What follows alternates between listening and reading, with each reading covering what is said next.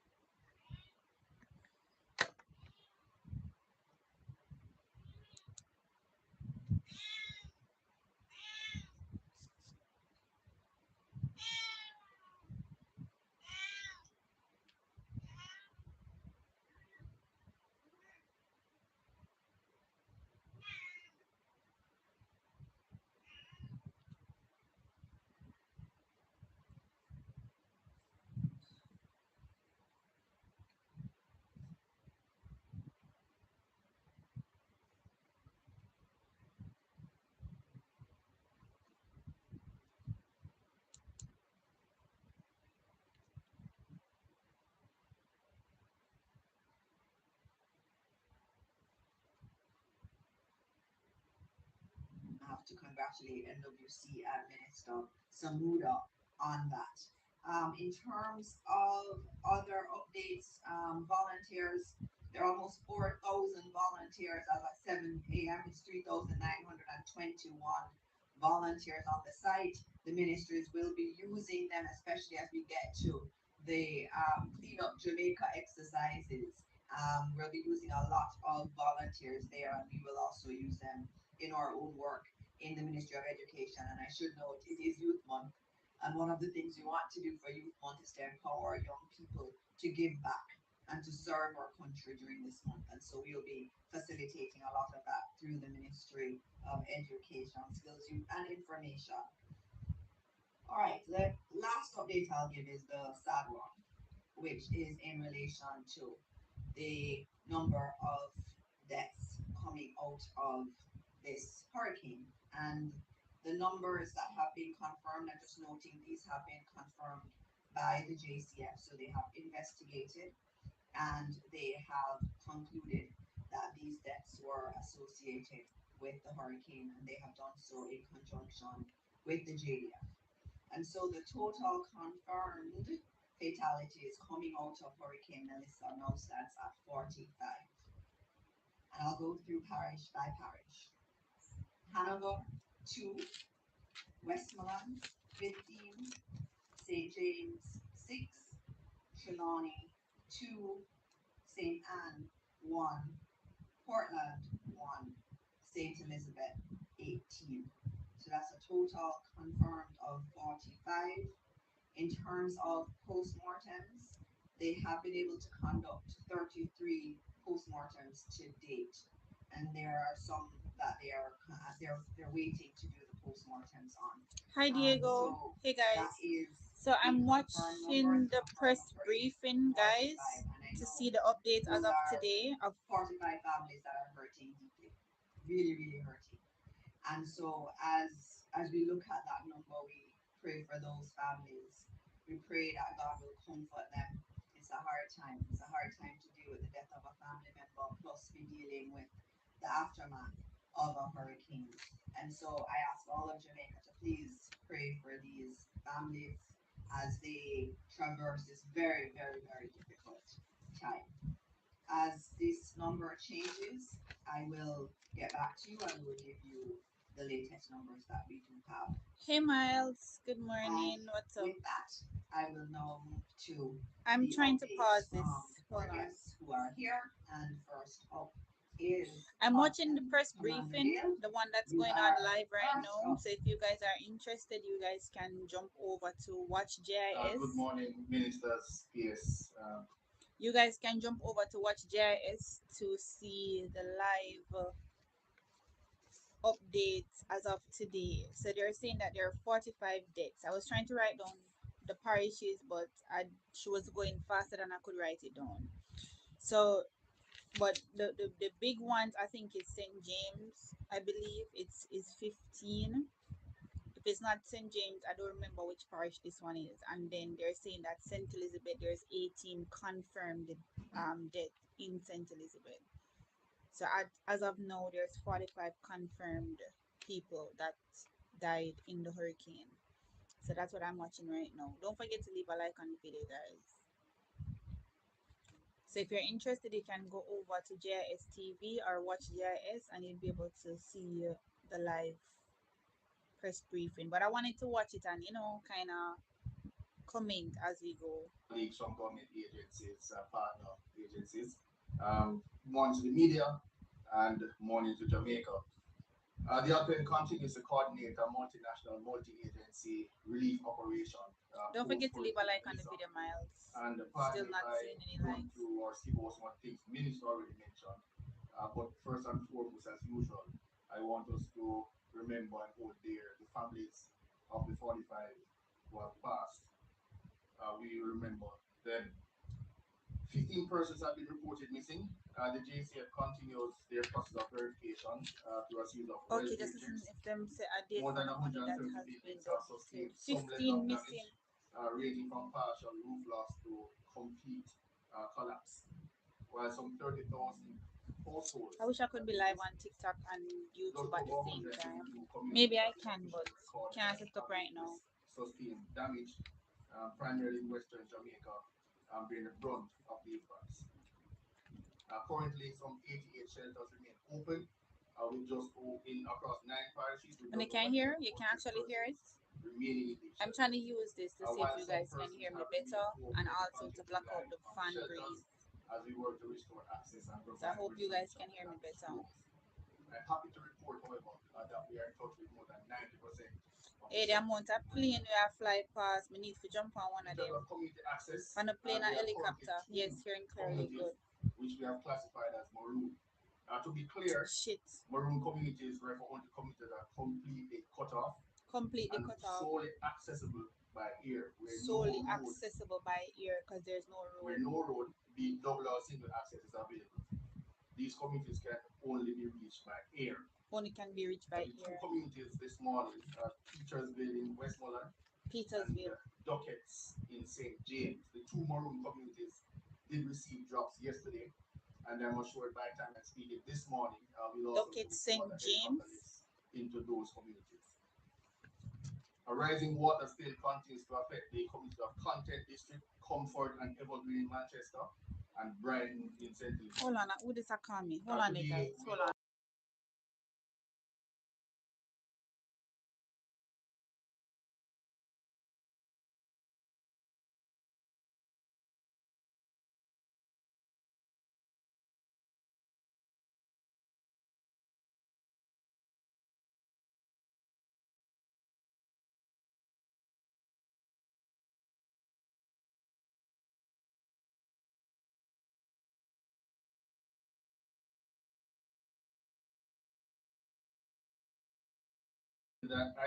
They have two deaths in Trelawney though. It says two deaths for Trelawney. Gusty winds expected across northern parishes on Tuesday and Wednesday. The key message is here being that while significant rainfall is not expected, ongoing relief operations, particularly in northern parishes, could be hampered by intermittent showers and thunderstorms through Thursday.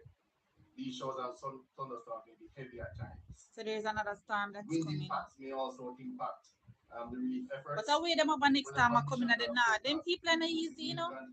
Them are saying storm down at north now. So after them mash up west, them are saying one gone north.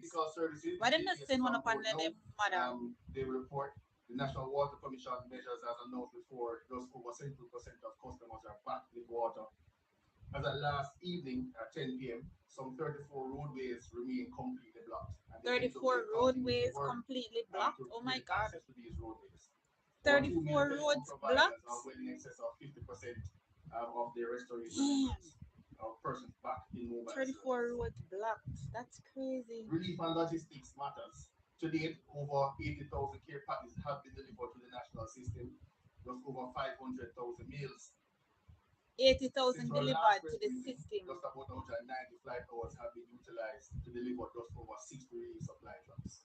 And we will continue to press 60 relief the OPEC continues to direct and coordinate efforts among government agencies, local authorities, so where drop them 60 private sector and international partners to ensure more wants to the list of which part them drop the things them and who get and who still not get. Who want to see thereby it? preventing wastage, leakage, or diversion.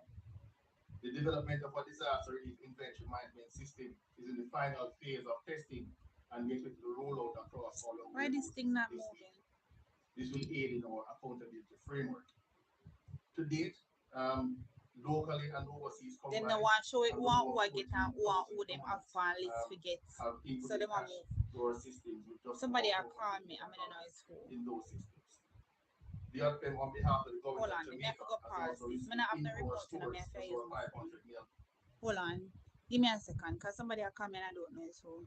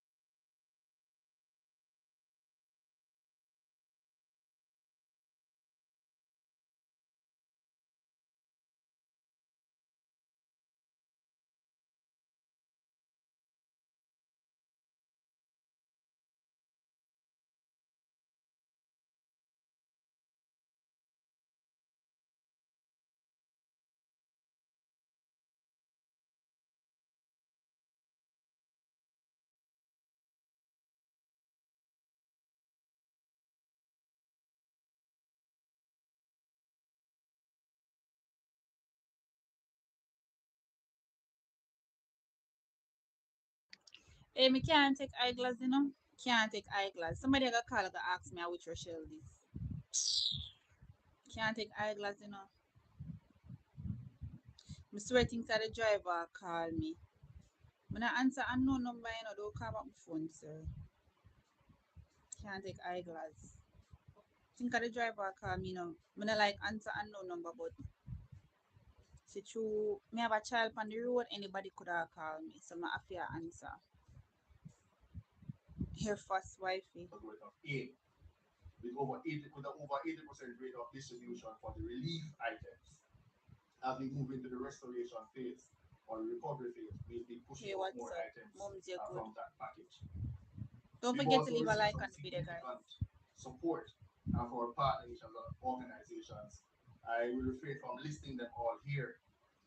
The partnerships have generally provided aircraft services, field hospitals, food aid, mapping aid, search and rescue services, operational and logistic support, all of which are critical to the current relief efforts. In closing, I'll We still indicate that the can't task will understand be how them have so our much strength people is like help and we but our still have unity 34 roads were blocked. and our Two discipline and communities compassion has completely carried us through. marooned. The outcome remains fully And we are operational get and so is much help. unwavering its commitment to lead Jamaica to faster 300 people recovery in the efforts. country As we move forward, let additional us for continue assist to support each other, lineman stay informed to the and official we still channels, and can remain go no steadfast in our further. collective efforts to rebuild Jamaica. 2 weeks after Thank the you and may God bless 2 weeks Jamaica. after the hurricane, we still stuck here so. Jamaica, our Jamaica this. Thank you very much, Commander. I see you've completely taken charge of your role, and it's so good to see. Mr. Just Talk too much, noting boy, that completely there are taking some charge of persons their role. online who are asking about how they can get relief goods to ODPEM or to those who need it. Remember that ODPEM will collect. ODPEM can collect. And if you go on the Support Jamaica site, it does have the list of local drop-off locations. So if you have things that you want to get to those who have been affected, you can do so by using one of the drop-off points that ODPEM has authorized to collect. And those are all listed on supportjamaica.gov.jm. And up next, we have a very, very hardworking minister, Minister Vaz. It's your turn to give your updates. Thank you very much. Good morning to everybody. Need to get a phone for him personally. Oh, my son. My Permanent son have a phone, but him supporters, can't carry it to school. special invited guests. So first of all, on behalf of the government of Jamaica, I want to extend deepest condolences to the family 45 of the people father dead. and Oh daughter my who gosh. tragically lost their lives in the plane crash yesterday in Florida. A father The and aircraft daughter. was bound for Jamaica on a hurricane Damn, the relief people died. mission. Mr. Alexander Worm was known for his unwavering kindness and his lifelong dedication. Wait there, hold on. So the plane crash what happened yesterday we kill the people them what did I carry the relief come to Jamaica.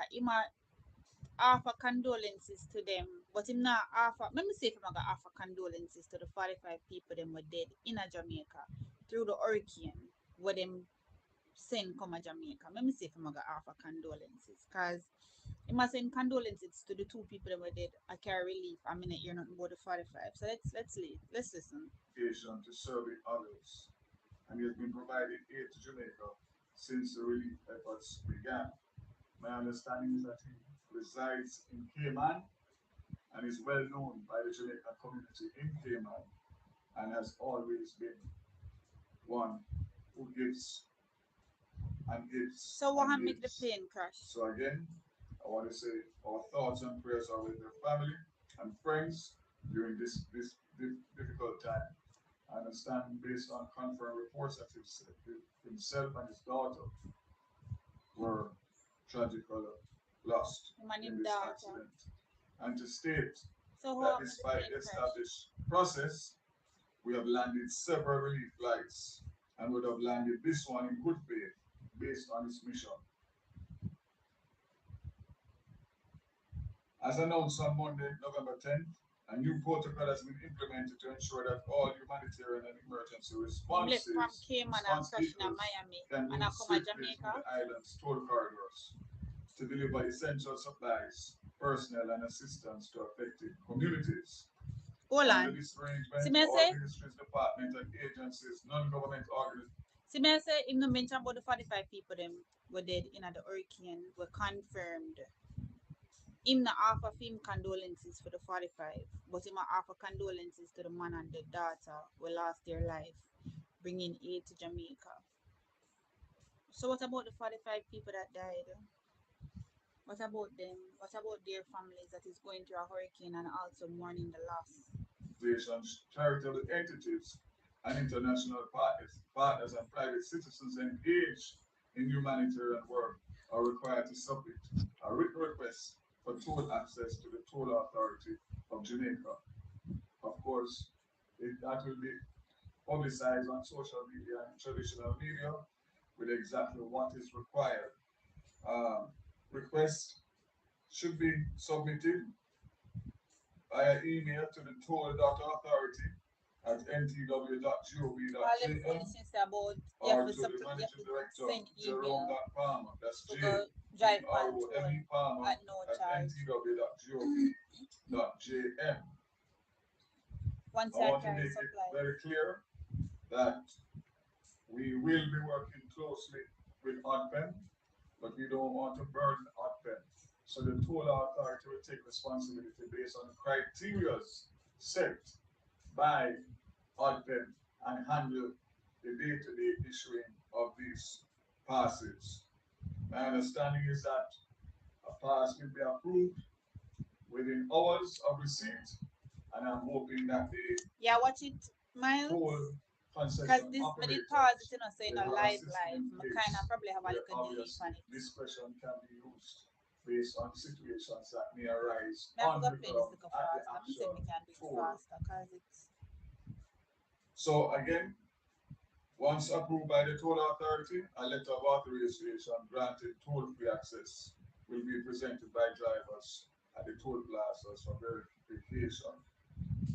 Members of Parliament will also receive toll exemptions to support recovery efforts, and each MP will provide his vehicle details and the driver's name for the toll authority to be able to issue so the the MP access get free toll. authorization. The MP Temporary them when toll I gonna access we I get protocol free will toll. remain in effect until government recovery and relief operations Now they are think can live complete. one of them car. So I know that we reinstated the toll on Monday, and of course, I saw the pictures last night of obviously some of the toll booths Hold on. and caused significant delays. So I'm hoping that that will be streamlined going forward today. Yeah, cause the people them never Airports, know both say it's Sangster broke. and Norman Mali International Airport, continue to operate steadily, maintaining consistent flight activity since reopening on October 29th. Between October 29th and November 10th, the country's airports collectively handled 1,138 flights, including 499 commercial passenger flights, 369 cargo Is there so flights, much flight to fly over? relief and military flights, and 270 private flights. I will if I fly that every day, me Of airplane I these, fly normal over. man accounted for 578, while signs for 369, reflecting strong recovery and sustained air traffic to support both commercial travel and ongoing humanitarian operations across the island. I really want to stop to say that we need to process that. 1,138 If flights I so much in the flights height come in, I know flights that, of the but first every 2 day me weeks hear, of every day Category me 5 hear, hurricane. every day me hear flights are Thanks coming. to everybody who worked with me to make this happen. The airports and all the handlers and everybody else, Jamaica Civil Aviation Authority, Airports Authority, is a feat that is must be commended. One bit of good news that I just got while coming here, which I know will be received well, I must congratulate the JPS. The Montego Bay Airport will receive electricity latest sometime today. That is Montego, huge because it will allow them now to go into full operations in the Montego Bay shortest Airport possible now, time. Montego Bay Airport Also now the want to say lights. that the sea freight cycle has started. You would have seen on social media that picture of those containers passing through by Lanky and Milky on the weekend. That would have been the first cycle of shipments that would have arrived. I'm yet to get the details, but I can tell you that it is mixed with commercial and relief supplies through containers. And I expect that to ramp up in the days and weeks to come, which means that our Blackie relief happy efforts nice. will now be two-pronged, Blackie, air and sea. Of course, sea being able to carry much more. one tier. So that also is very, very, What very a good nice far. One for tier now. Montego Bay. Of course, with the airport is going to get back Are you right. I not? suspect that One other tier. Me get on areas up will over the start to get circles. back Where and you I could leave that go? to the JPS. But that is in the scheme of things and what I saw in Montego Bay, JPS must be commended on that feat. Telecommunications update, the Universal Service Fund continues its community Wi-Fi rollout for communities. Bethel Town and White House in Westmoreland, Huntley, Manchester, and Lucy in Halifax have public Wi-Fi access. Work is ongoing to Them increase have speed, public and by the Wi-Fi end of the week, access. additional installations will be completed in Malvern, Silent, Oakville, Darlington, Grangehill, Montpelier.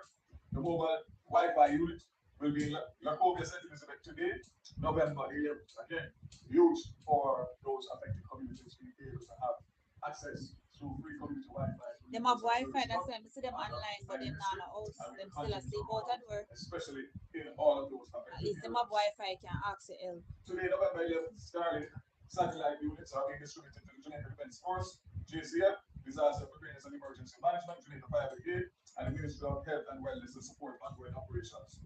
The kits will enhance Starlink, I sell communication, like hot bread, strengthen you know. logistical coordination, and accelerate the national response in affected areas. Again, Starlink has a team here from their head office working with us, and I would like to say that aside and apart from the 400 Starlink that were made available by Starlink head office, and 200 that have been distributed by Medicom, one of the charitable organizations, and another 100 given to government by other donors. We would have had 700 Starlings that would have been distributed within the last 700 days. Starlinks. Again, I want to remind everybody the Starlink is of no use unless you activate it and connect it. And our ability to get more will be based on that.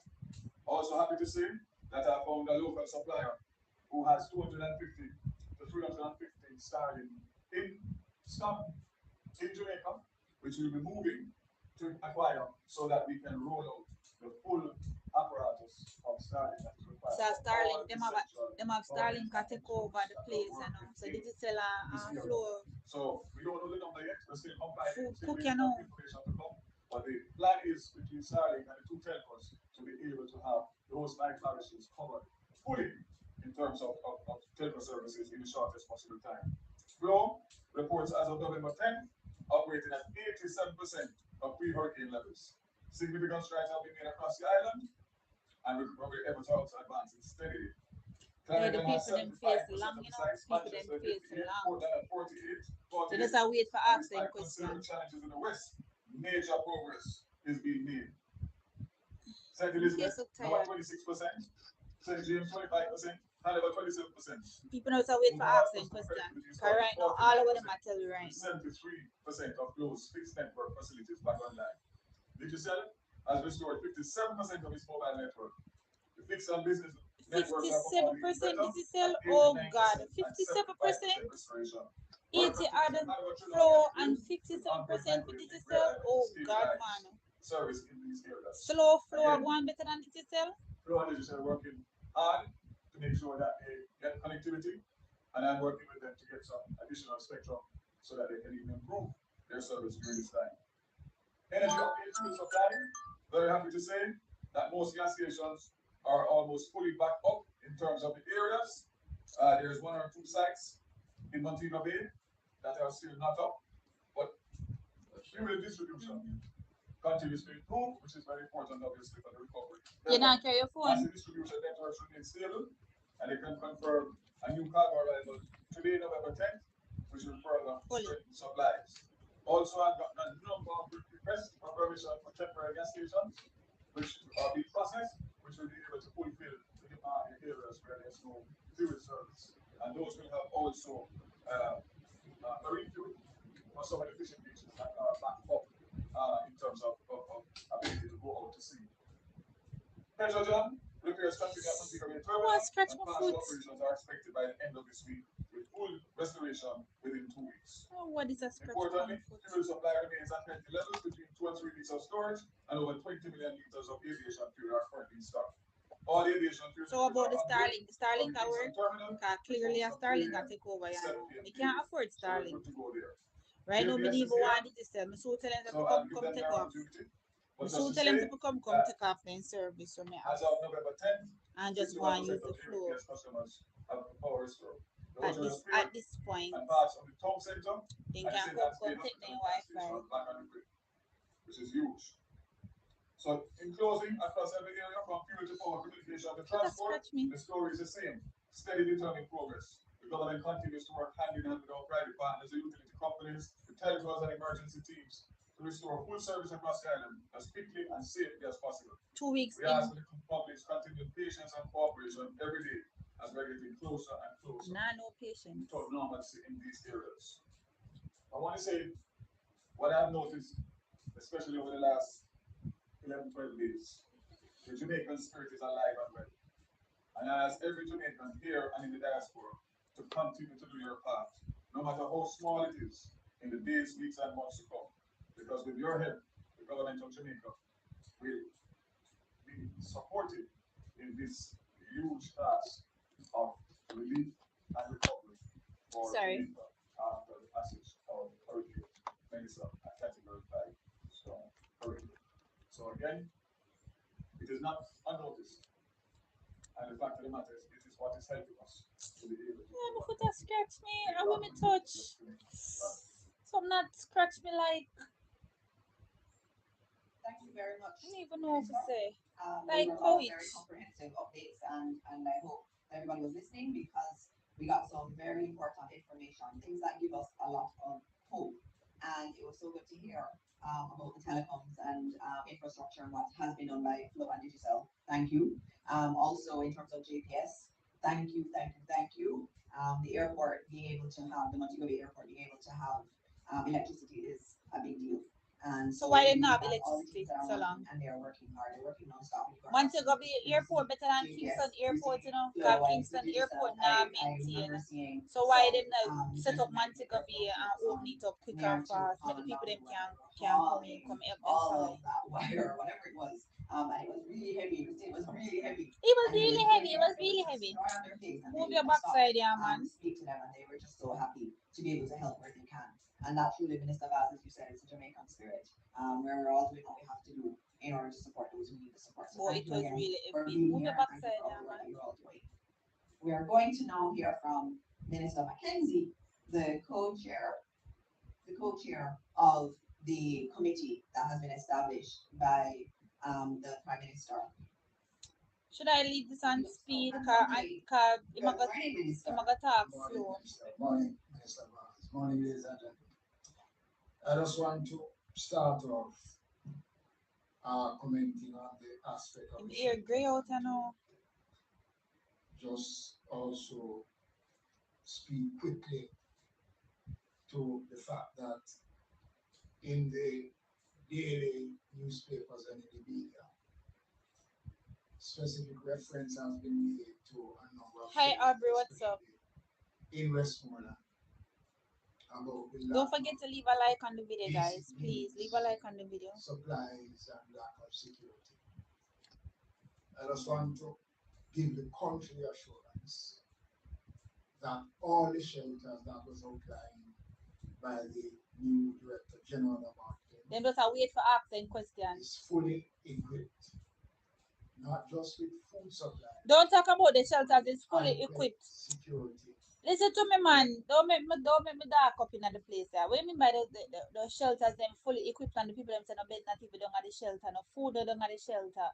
The people them are sleep on decks and chair. What do you mean by the shelter them fully equipped? Fully equipped with what? But I must point out that one of the problems you're experiencing at the shelter is that during the days, a lot of people go to the shelters.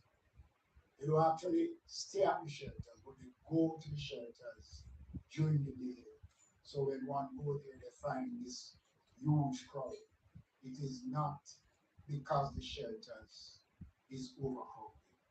We have been working closely with the RPM and the municipal corporations So to why people go there ensure another day? What that reason them go there all the for? shelters No have shelter. the requisite needs as we get down into the day. The numbers have reduced. Next week, we'll be putting some 300 workers of the Youth Summer Employment Program to go into the affected areas to do an actual count of the numbers of persons in the shelters. And once that is done, we will take a determination how many shelters will be closing down or how many shelters must remain in operation. So I want again to dismiss the mischief that is being made, that the government is not doing anything about the shelters. It is not true. There was a big story about a rape case in Montego Bay following detailed investigation. In this room last week, the question was asked of the Prime Minister. There is no truth to any such story, and I want to put that to rest.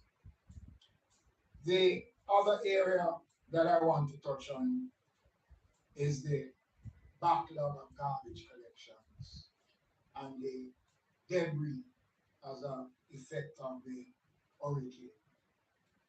I had announced the national cleanup campaign, which I will speak to next week, not this week. So about the way on the But national just to cleanup say that the campaign to talk National about Solid garbage. Waste Management Authority have been engaging more trucks, more contractors. They have been working 24 hours around the clock in the affected areas to reduce the backlog of garbage collection. I am urging the country to be a little bit more considerate. We are disposing of the waste. A lot of people now is doing spring cleaning. It's coming now to Christmas. So it's not only debris from Melissa we're seeing, old fridge mattresses, everybody showing. Yeah, but the people that bought them, And I it is know going them to to throw take them you old some fridge time. and them I mattress can only now. say to the country, and Mr. Gardner So when said them to so, take out the old fridge we and the are mattress they asking soak for with some water. patience, some level of consideration. They are working, and I also want to make the point that based on the number of trucks going to our landfills, it is difficult for a truck to make 2 trips a day. The lines are extremely long. So we are urging patience as we continue to improve on I'm that. okay, Aubrey. Well, I'm On the I'm weekend, taking I a was rough in life Farmwood, easy. and I must tell you that the issues in Farmwood are real. The issues in Falmouth are The real and nobody municipal no go to corporation Falmouth. commenced work yesterday Are real and nobody's to going clean up there. the market so that the vendors, and I notice a lot of commercial activities in Falmouth, which is very good, despite the fact that they have no electricity there, but a lot of Jamaicans have risen to the occasion and has find means and ways of having commercial Nobody's activities going taking place there. in Falmouth. And you're talking And about it's so the real. What a man instructions face. have been given to the municipal corporation to commence a comprehensive cleanup of the town of Falmouth. They have started, The tourists that and might come. since I go come yesterday, to they the have started garbage. to clean out the Falmouth market. I say I want them blast Once it that when is them done, reach. the vendors who are on the streets will be allowed to go in using the car park of the market to ply their trade. I want to make this point. There has been no increase in fees for any services offered by the municipal corporation by me as minister. No such authorization has been given. So there is no increase in market fees. None of the services that is offered by the municipal But they're corporation still collecting an have seen any increased increase fees. in fees. As a matter of fact, the vendors in Falmouth will be allowed to occupy the market without paying any market fees at this time. So I want to make it clear that we are not in the mood of increasing fees. So anybody who goes to the market and is asked to pay a market fee is an AI, not me. It's not real. And I want to make that point because it is very, very important, and I don't want people to exploit the situation. The government has not authorized any increase in any It's of the something that I'm there services so talk or and think you fees not hear me. You not charged hear by the me? municipal All along me I talk and you corporation. never hear me? The thing that The purpose I saw of this the did quick. exercise of the YSEC workers, as I said before, is to collect the data to give ourselves Did quick a man. better opportunity to do I'm the gonna use it. assessment that is needed.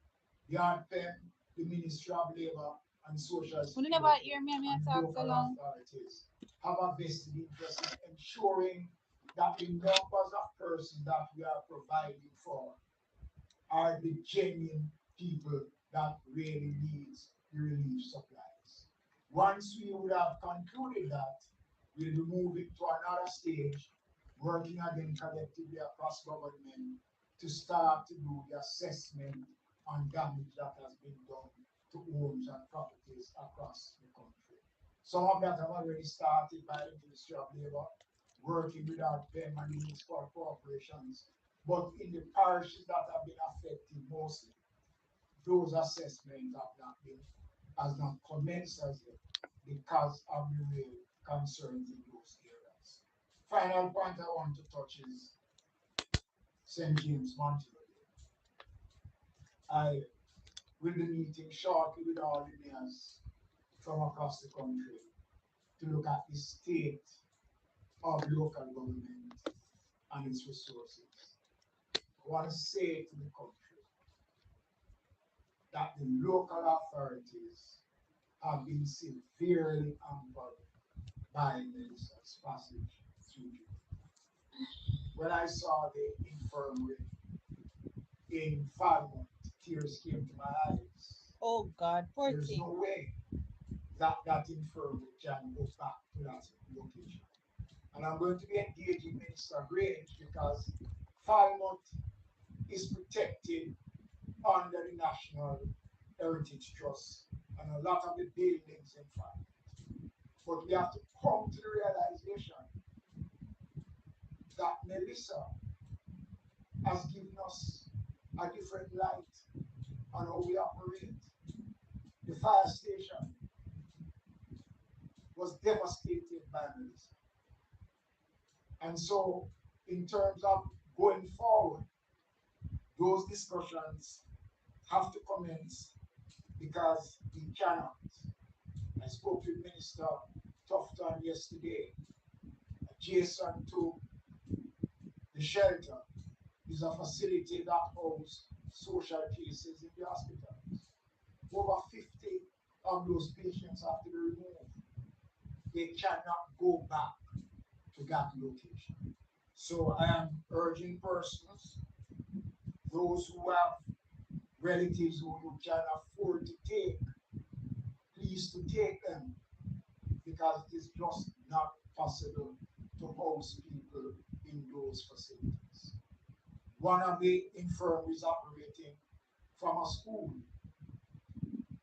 We are now looking to use the same approach to the field hospital as a means of relocating that infirmary when the time comes.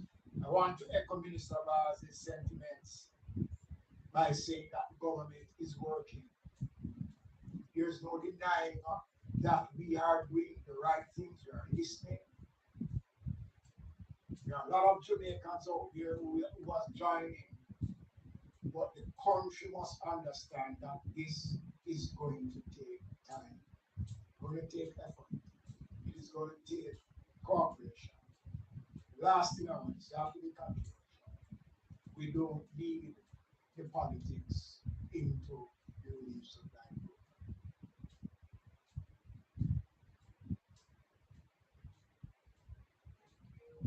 Thank you very much. I know JPS has to come, but I'm almost at 11. And for those of you who know, what is today?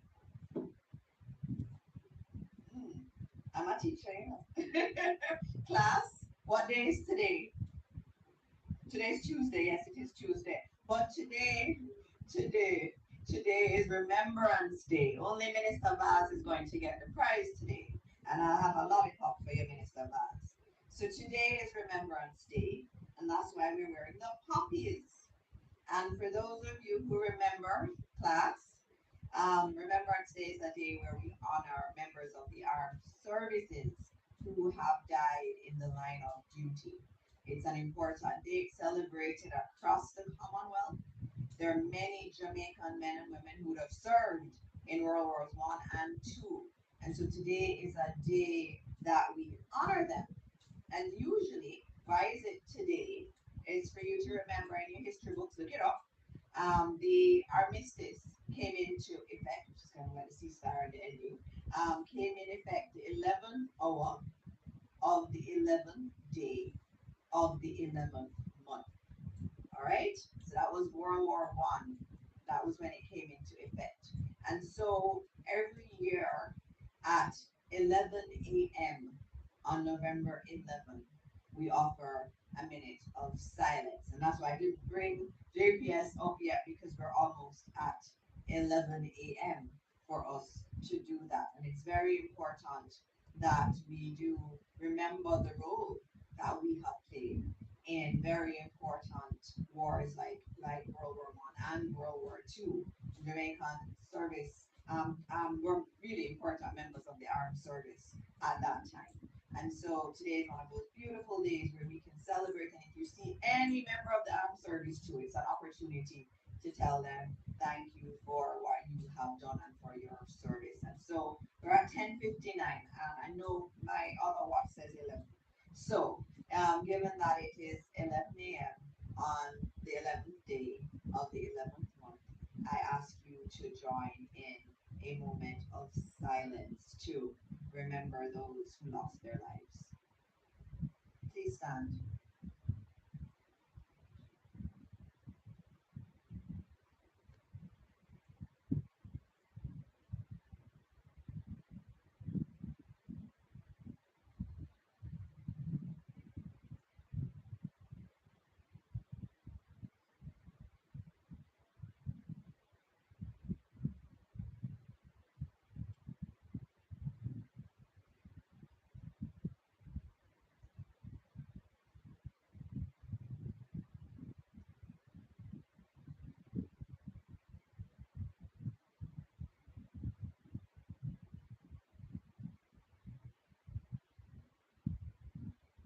Thank you, everyone.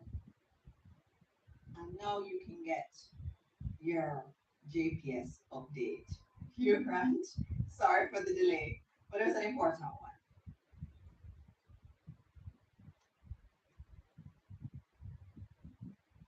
Good morning.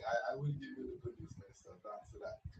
I'm obey. So I'll start there. Good morning to all ministers of government. Good morning to our partners. I'm particularly encouraged to see my fellow partners in the utilities, Stephen and Stephen. Thanks for the continued support and partnership. Members of the media, and to you, the people of Jamaica. Let me first start by saying a tremendous thank you for your patience, your resilience, and your partnership as we continue to build after Hurricane Melissa's unprecedented devastation. I'm going to go right to the good news as the minister requested. Right as the minister was sharing that the Sandster Airport in Montego Bay is expected to be restored to service today, the good news is Sandster Airport has been restored to service. And a tremendous thanks to all who helped to make that happen. Today, 14 days after the passage of Category 5 hurricane, I'm pleased to share that we have restored service to 300,000 customers. That brings us to more than 64% of our customers now with power. This is a solid milestone given the scale of destruction that we have all seen. I had an opportunity firsthand this weekend to go to the Western region, and let me tell you, it's a different thing when you see a devastation, and our thoughts and prayers continue to go out to the communities, the families, and the loved ones who have been significantly impacted. We here at JPS stand committed to restore power as safely and as quickly as possible, and we continue to partner with local contractors and overseas contractors to help to facilitate that restoration. You may have recalled that I shared that prior to the hurricane, we brought in 71 overseas line workers. I'm pleased to share that since the passage of the hurricane, we have brought in additionally more than 200 line workers to help with the safe and timely restoration. In addition to that, we are also bringing in additional vehicles, bucket trucks, pole digging trucks that are expected to be here by this weekend. This will also be a key resource to help in expediting our restoration activities safely and timely. We're making steady progress in the eastern and central parishes. More than 95% of customers in St. Thomas, Kingston, St. Andrew, and St. Catherine are already restored. And right now, we're working on the unique challenges of various customers to facilitate restoration. The good news is there is no widespread community in these areas that are currently impacted. We are also making steady progress in the parishes of Clarendon, Manchester, Portland, St. Mary, and St. Anne, restoring critical services, including hospitals, water pumps, town centers, and key economic zones. We heard the minister share that we're now in St. Anne. We're able to restore power to St. Anne's Bay Hospital. We're able to restore power to Ocheria's Pier, to Duns River, to Ocheria's Town, and also to the infirmary in Prairie. This strategic restoration is not by chance, it's intentional and aligns with our overall restoration strategy. Now, attacking the hardest hit areas in the Western Jamaica is a challenge. However, we're on it. Because of the extent of the devastation in the Western parishes, this is much more than repair and restore. It's a redesign and rebuild of our facilities. We have seen whereby landslides have caused poles and other infrastructure to be significantly damaged. And frankly, we have to now reroute some of our facilities and redesign to facilitate restoration. The good news is we're making progress. Our strategy is to first restore critical services like hospitals and water pumps and town centers in these key economic zones. Within the next 2 weeks, power will be in Hanover, and Westmoreland. I heard Minister Mackenzie refer to what he's seen in Falmouth and Trelawney. Minister Mackenzie, this week, power will be in Trelawney. We will have power in Falmouth Town, Falmouth Hospital, and also the pier, whereby we're supporting the return of cruise ships to that particular pier. We are already in the parish of St. Elizabeth, having restored Junction and Southfield and some nearby communities. We did this by doing some creative things on the distribution system to facilitate St. Elizabeth being supplied from Manchester. There is, however, a limitation to that, as we have built out in St. Elizabeth to a stage now whereby to go further, we would need the critical high voltage transmission to be restored. That has been significantly damaged. However, we continue to work that. We are already in St. James, as you heard mentioned. Service was restored earlier this week to Cornwall Regional Hospital. We have also restored some significant NWC pumps in the parish of St. James. The Kathleen Mount and the Reading NWC pumps are now in service. We have also restored the Fairview Shopping Center and the Fairview community in St. James, so those people now are seeing the light. As of today, we heard whereby we restored the airport. The good news is also by the end of the day, we restore power to the free port in St. James, bringing power to the BPOs and stimulating the economic activity in that particular parish. Thank you, Minister. Another good news to share. Since we have been here this morning, power has also been restored to the hip strip in St. James.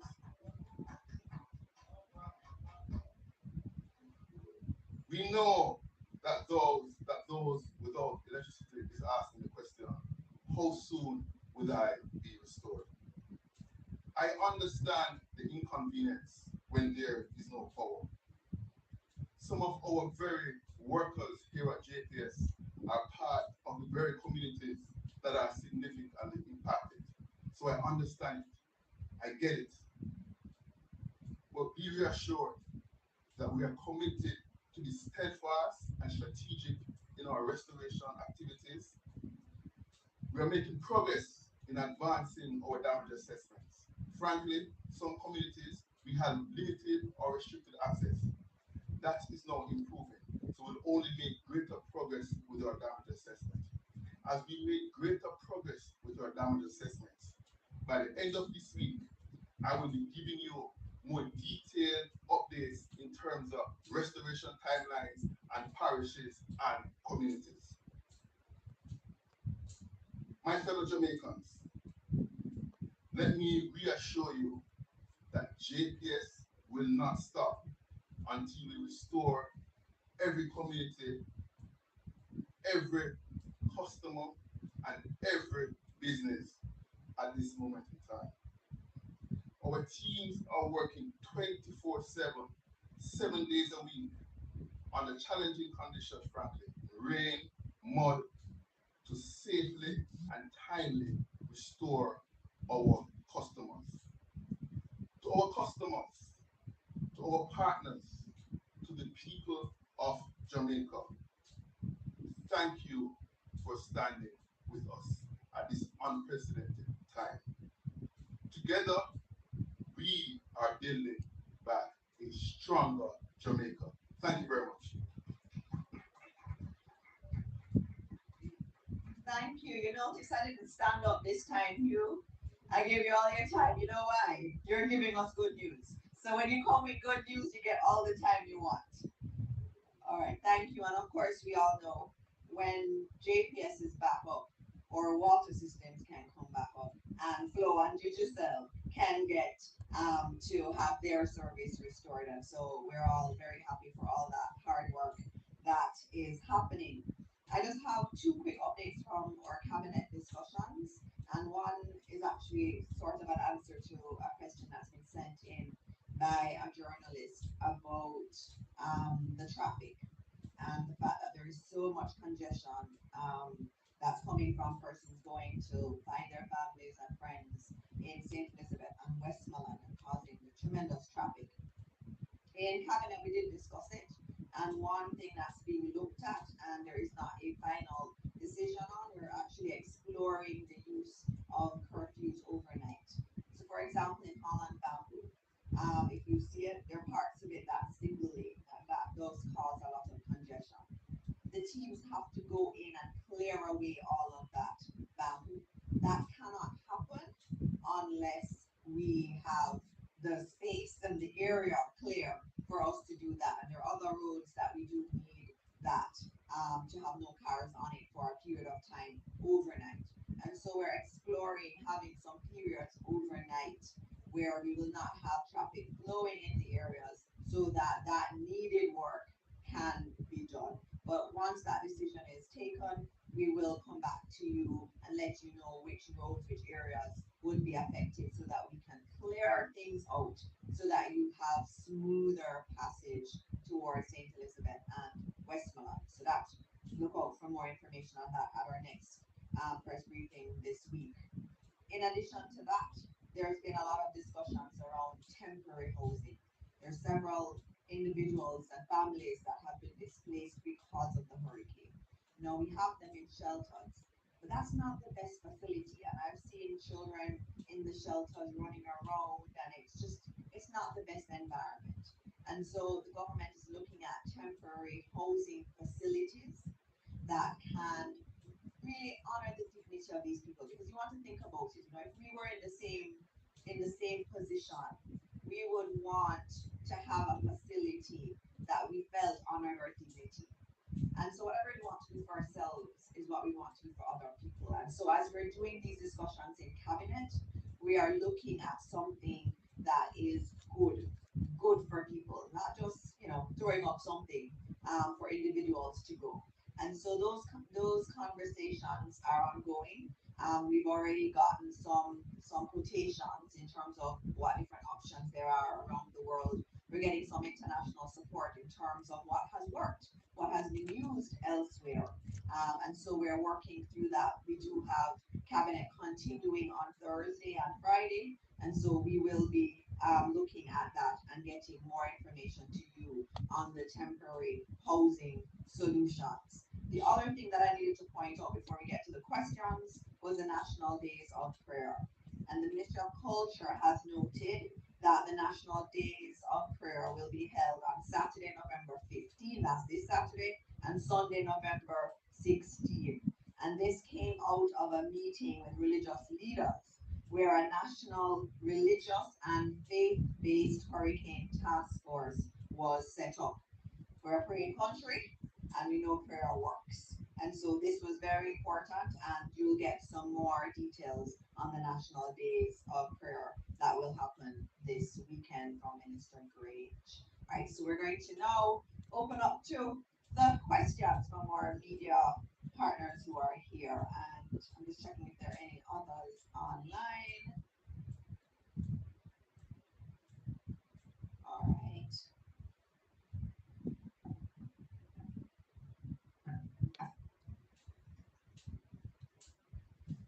Morning, Young Chance Miller, TPG.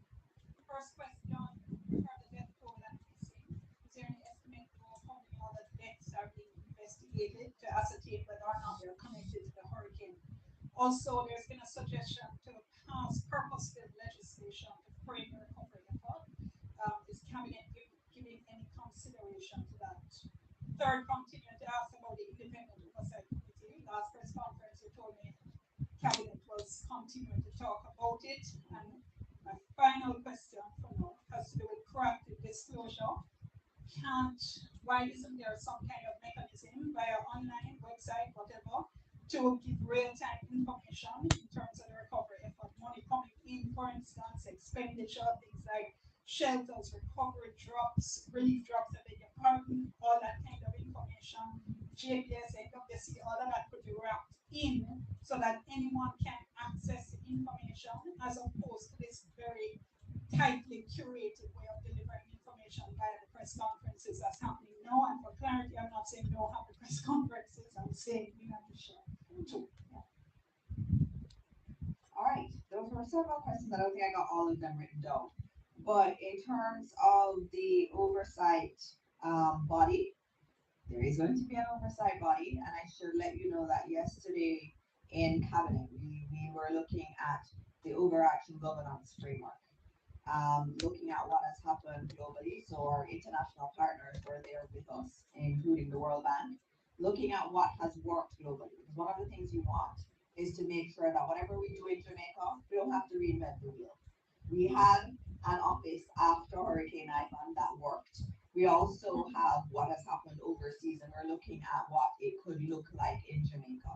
And I think Cabinet indicatively approved a structure that has partnership council as that main body, but we're going to be continuing to discuss it some more. So, but whatever we do, there is going to be an oversight mechanism that's made up of civil society, the opposition, and the church as a part of that oversight.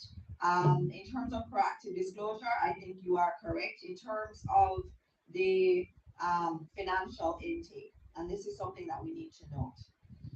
We're very transparent in terms of Support Jamaica and what's coming in through Support Jamaica. I give those numbers when I come here. There are lots of other donations that are coming in that go directly to other donors. There's a lot of money coming to the country. We don't have sight of all of that. What we have sight of and that we're giving you is what comes into the government of Jamaica and into ODPEM. So all of that that we get through ODPEM, all of that is being provided. So I've given you the credit card ones. On Thursday or Friday when we have our next press conference, you'll get the direct deposits into the account. That's what we have. And then at ODPEM also has, whenever goods are sent in care of ODPEM from any donor and it's cleared, they have that inventory management of that. But of course, a lot of goods do come in, and it's not for ODPEM's distribution, it's for Food for the Poor or GEM or one of the persons that's operating. Now that's separate. And so we can give you everything from government, and I do agree with you that we can put some more information that's more readily available to everyone. There was something else you asked. But just before I go on, just speak clear though, Minister, I was also asking for broader information. So Yes, from the telecoms and so on. Yes. Yes. Asking for admin, for Yes. instance. And I think Commander said he will start to give you the communities now. Online, Minister, Yes. so Yes. everybody can access. I asked if Cabinet is considering purpose-built legislation. Yes, we are looking at purpose-built legislation, and if you look at the recovery efforts that had happened in other countries that had anything of this magnitude, there would have been a special office set up.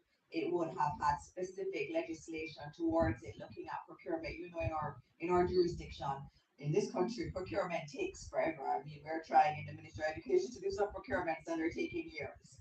When we're reconstructing Jamaica, it cannot take years. And so we're going to have to be very, very careful in defining what rules apply, what don't, and how we still have oversight.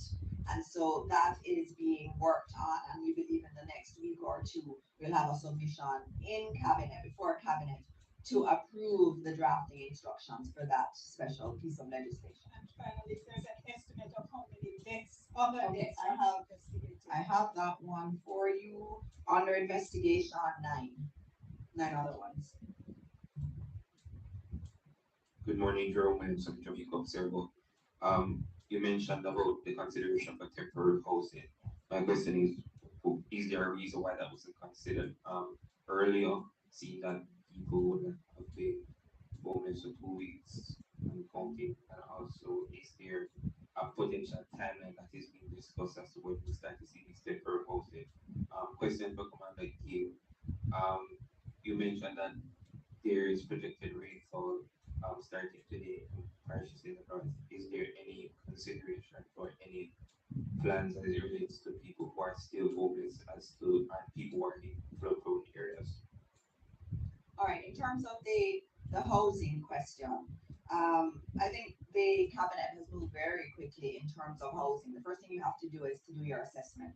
You need to know how many people are affected. You need to know what the level of damage is. And so that is actually being done right now. So we have teams out that are doing the damage assessments.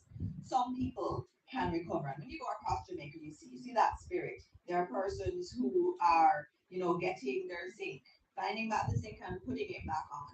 And you have others who are doing temporary structures. And if you look at the numbers in the shelters, the official numbers, you see that those have been coming down.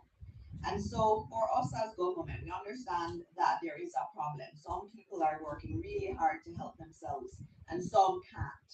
And you have to have that number of those who need the temporary facilities. You also need to know what size. Is it mainly single people? Is it big families?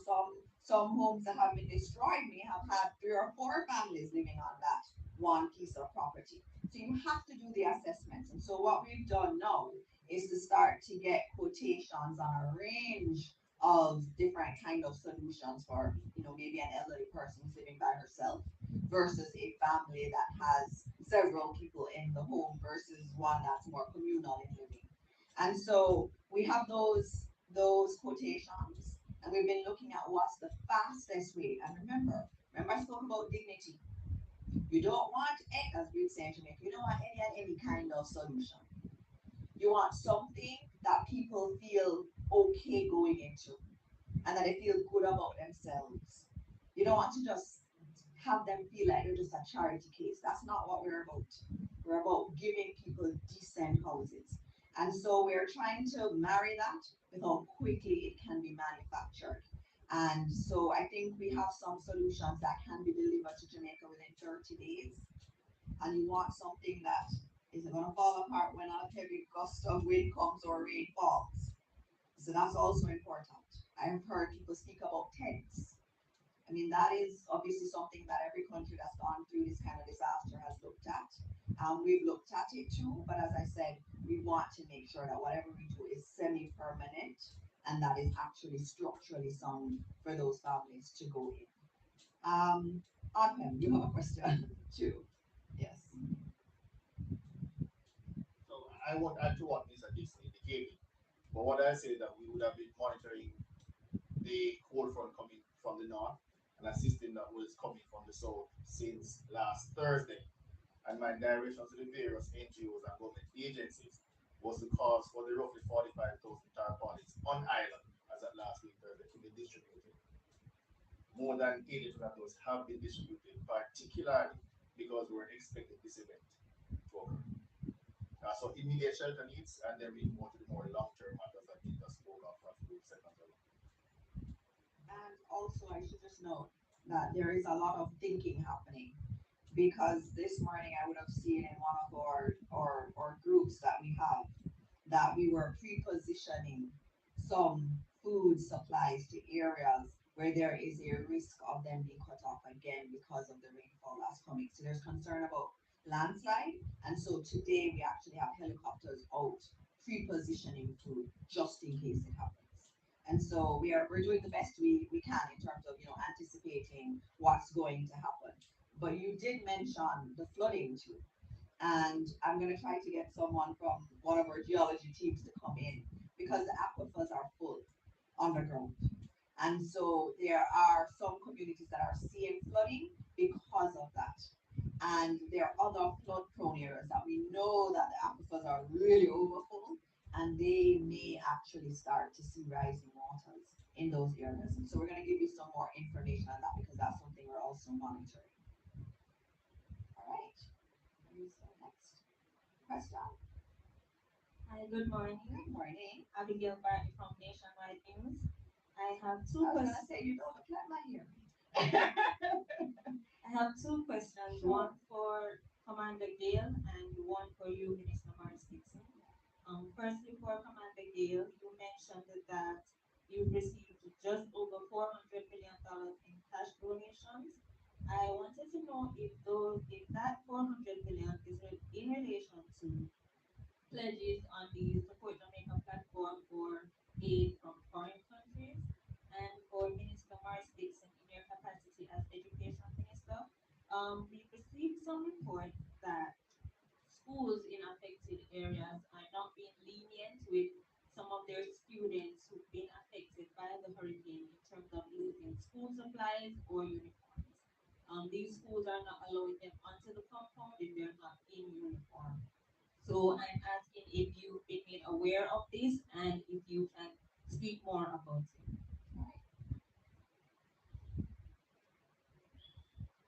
The figures I've given are a combination of the JDOL and US dollar codes on the website. All right, thank you. In terms of the schools and leniency, we have to be lenient with our children. They have been through a lot, and many of them they lost their house. They may have lost their house may have leaked terribly, even if it's in Kingston, and we have to be sensitive to that. We need them to get back to their education. That's what is necessary. I looked over to my permanent secretary and she says she has seen no official reports of it. If you know of someone who was sent home because they don't have uniforms, please let me know so that we can treat with it in the ministry. We have to support our children. Our chief education officer is here.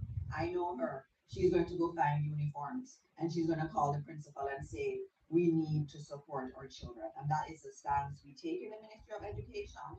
And so if you see that happening, let us know officially so that we can deal with it.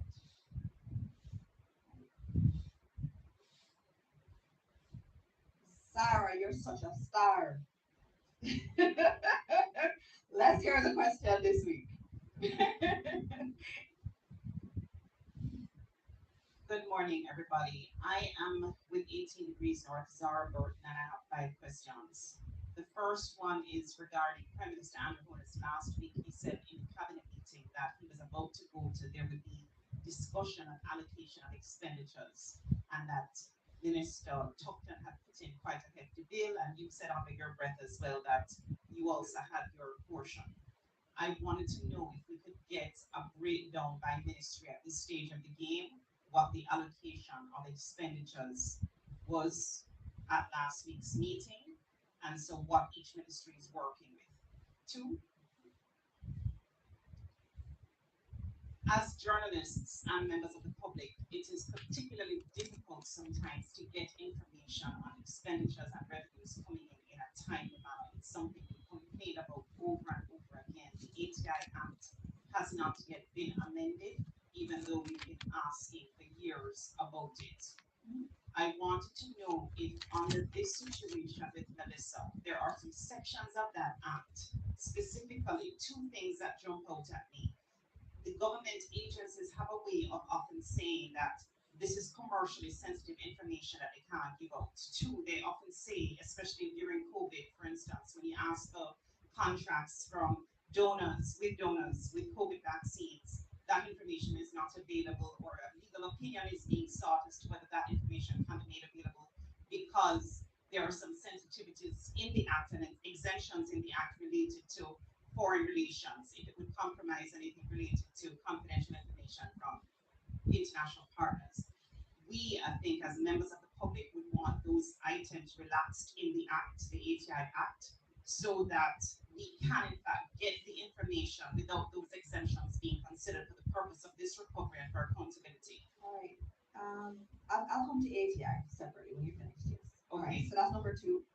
Number three, in terms of the IC Act, QCA database, that also has not been made public for some time now, some years. They also went to the Oversight Committee in Parliament. Finish your question.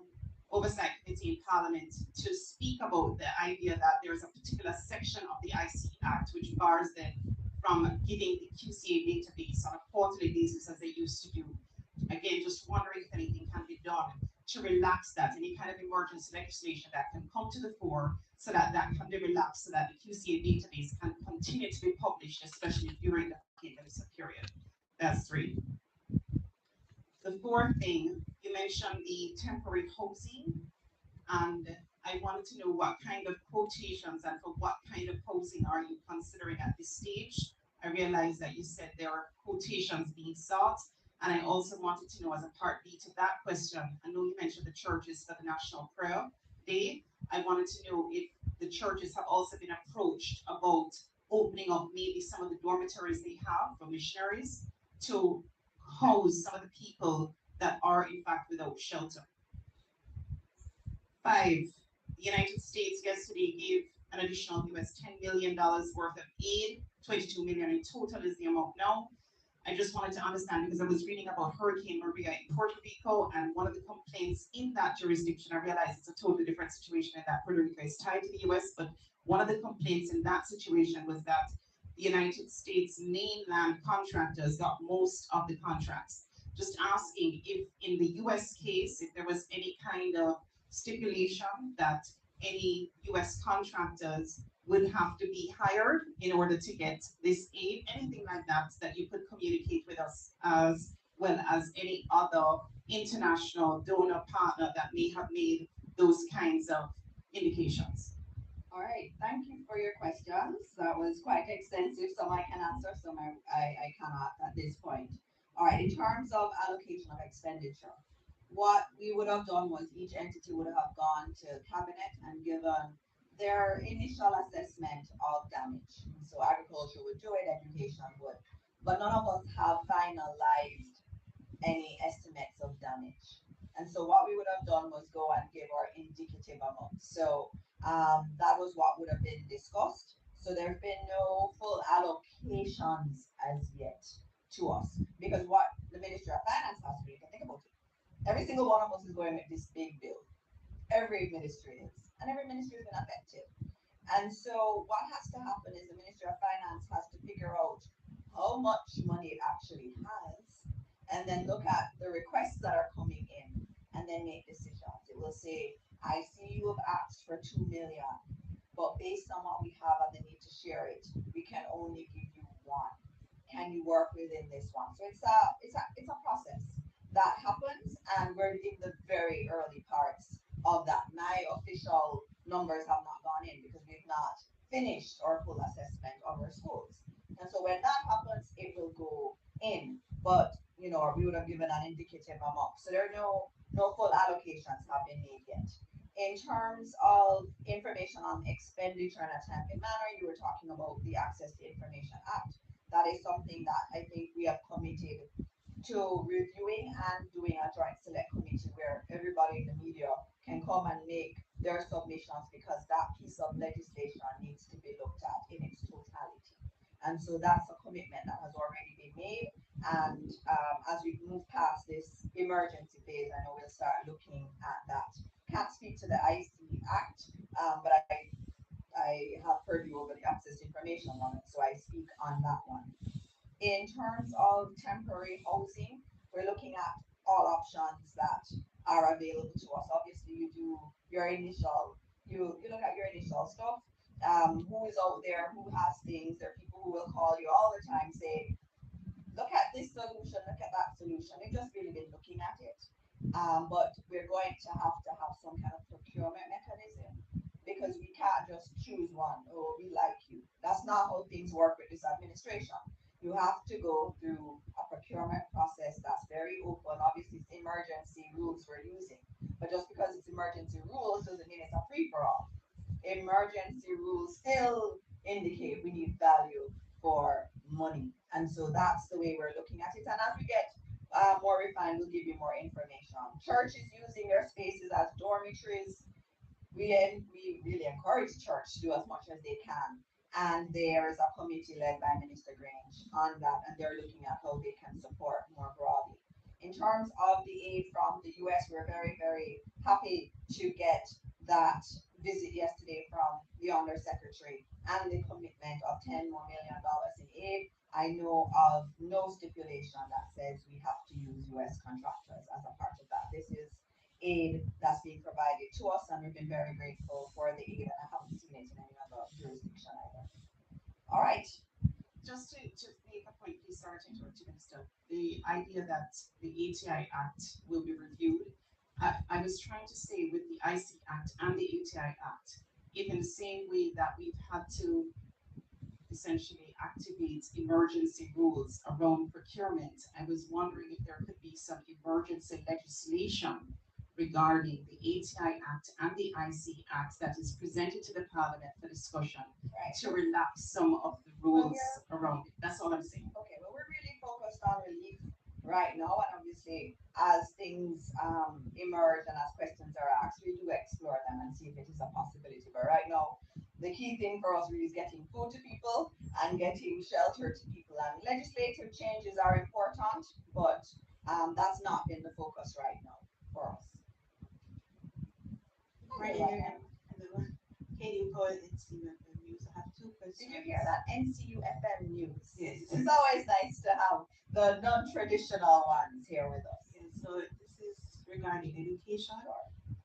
Are there any considerations for extending the school year, and what would that look like? And also, could you say if there are any specific international aid coming specifically for, rebuilding schools and so forth? All right, thank you for that question. In terms of extending the school year, as you know, it is a requirement that we have a particular number of GG days, right, in each term.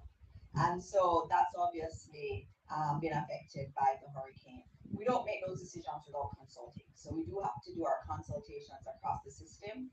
Some of the children do need a mental break. So they do need their holidays, and our teachers need the holidays too. So we're going to do it in a collaborative manner. What I'm most concerned about are our children who have exams. So those who are doing PEP, those who have CSEC and K. And so we're going to have to work through how we can give additional support even in the holidays for those children. So that's a very important consideration for us. And your last question? International aid specifically. Right, specifically for education. There are some entities that are looking at education now. Remember, most of them would have been about the immediate need. So they're looking at a relief effort, getting food to people, getting quick pieces of shelter, things that can be used for shelter. So that's been the focus. Right now, we're moving into the recovery phase, which is where we get back going. You get your utilities stood up, and you can go back to school. And so we're now starting to ask donors for things. And as we do our assessment, it becomes clear what we need. UNICEF has committed some things. They've said, for example, they could get us really heavy into tents if you need to have school in those facilities. So we have that. And as we get the assessments on the schools, we're going to go to the international community and ask for direct support for our schools so that they can be up and running more quickly. Thank you, Madam NCU. All right, so I have one more all right, question. this is the last one because we do have Last one from yes. last one for the day. Yeah. Okay. This one is for Minister Mackenzie. It's just to get an update on the National Cleanup Campaign, when it will be launched, what it would look like. All right, Minister. The final details of the national cleanup is being worked on. There are a number of agencies that will participate. Cabinet gave its approval yesterday, so by next week I'll be rolling out the full details of the cleanup exercise across the country. All right, thank you very much, Minister. I think we are at the end of today's press briefing. As I said, we are planning another one, and we will put out additional updates as they become available on the hurricane. And we're expecting to do another one of these on Thursday morning. We do have cabinet that day, so we may have to shift it Friday, but we will send out the advisory early enough so that you know when the next one will be. And if you don't hear from me, there's always Senator Morgan, who is my surrogate on radio and all over and giving the information also. So we will be out there getting information to you, and I know Minister Bath does quite a bit of that too. And so as we end again, we end always with a sense of hope.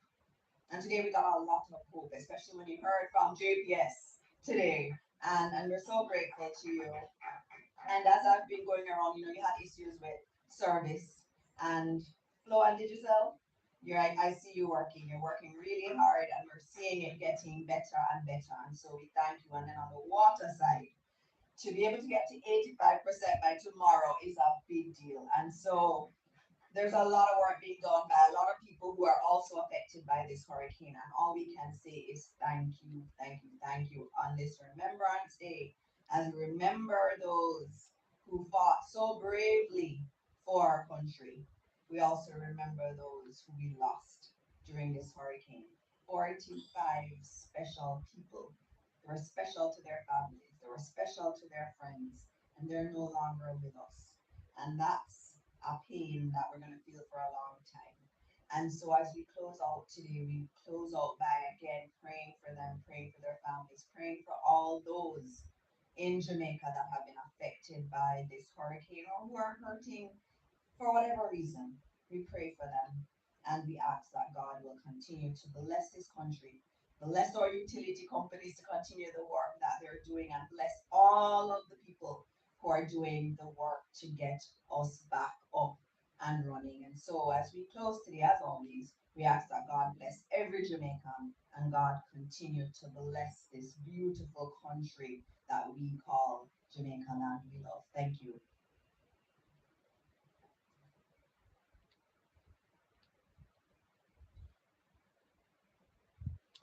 All right, that's it. That's the end of it, guys.